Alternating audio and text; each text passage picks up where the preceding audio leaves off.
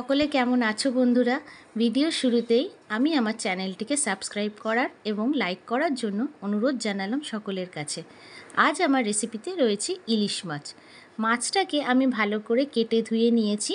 এরপর যেটুকুন আমি রান্না করব সেই সংখ্যক পিস এখানে নিয়েছি। তার মধ্যে নুন আর হলুদ মেখে আমি সাইডে রেখে দিয়েছি। মশলা করার জন্য মিক্সিং জারের মধ্যে আমি একে একে পোস্ত, তার সঙ্গে কয়েক দানা চারমগজ, সাদা সর্ষে, কালো সর্ষে, কাঁচা লঙ্কা নিয়ে নিয়েছি।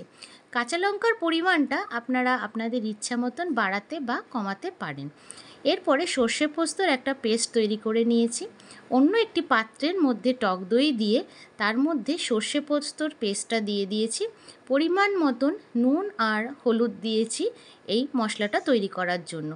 জল বলতে মিক্সির গায়ে লেগে থাকা মশলাটার মধ্যে অল্প পরিমাণ জল দিয়ে ধুয়ে সেইটুকুনি আমরা দিয়ে দিয়েছি সর্ষে পোস্ত আর টক দইয়ের মিশ্রণটার মধ্যে। এরপরে কাঁচা তেল, সর্ষের তেল আমি ব্যবহার করেছি এখানে। আমরা যেহেতু এটা ভাপে তৈরি করব, আমাদের একবারে মশলাটাকে তৈরি করে নিতে হবে। কিছুটা ধৈর্য ধরে আমাদের এই মশলাটাকে ভালো করে নাড়াচাড়া করে মিক্স করতে হবে, যাতে কোনো রকম কোনো লাম্প এই মশলার গায়ে না থাকে। যত সুন্দর করে মিক্সড করব মশলাটা কিন্তু তত টেস্ট হবে। এরপরে ভালো করে কিছুক্ষণ ধরে আমি মশলাটাকে নাড়াচাড়া করে নিয়ে ফেটিয়ে নিয়ে ওর মধ্যে মাছের কাঁচা পিসগুলো এখানে আমি ব্যবহার করছি, কারণ ইলিশ মাছের কাঁচা ভাপা খেতে খুব সুস্বাদু লাগে। মাছের গায়ে যাতে মশলাগুলো ভালো করে লাগে, আমি কিন্তু মাছগুলোকে এপিট ওপিট করে মশলার গায়ে রেখে দিলাম। 5-10 মিনিটের জন্য ম্যারিনেট করতে রেখেছি। এরপর কড়ার মধ্যে নিয়ে নিয়েছি সর্ষের তেল। আমি মাছ ভাজার জন্য বা মাছের ঝোল রান্না করার জন্য সবসময় কিন্তু সর্ষের তেলটাই ব্যবহার করি। দিয়ে দিলাম কিছুটা পরিমাণ কালো জিরে। যারা ঝাল বেশি খান তারা এই কালো জিরের সাথে কাঁচা লঙ্কাও ফোড়ন দিতে পারেন। এরপরে আমরা তেলের মধ্যে যে ম্যারিনেট করে রাখা মশলা সমেত মাছগুলোকে দিয়ে দিলাম একেবারে কড়ার উপরে।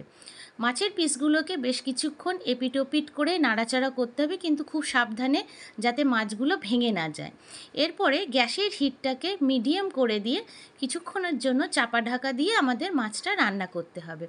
যখন মশলার গায়ের থেকে তেল ছেড়ে যাবে তখন মাছের পিসগুলোকে কিন্তু আবার আলতো হাতে আমরা একটু নাড়াচাড়া করে রেডি হয়ে যাবে আমাদের ইলিশ মাছের ভাপা। আর আমরা এবার মাছটাকে ঢেলে নেব, মানে মাছের ঝোলটাকে ঢেলে নেব অন্য একটি পাত্রের মধ্যে দিয়ে দেব অল্প পরিমাণে কাঁচা সর্ষের তেল, সাথে কয়েকটা কাঁচা লঙ্কা দিয়ে ডেকোরেশন করে গরম ভাতে খাওয়ার জন্য একেবারে রেডি আমাদের ইলিশ মাছের ভাপা।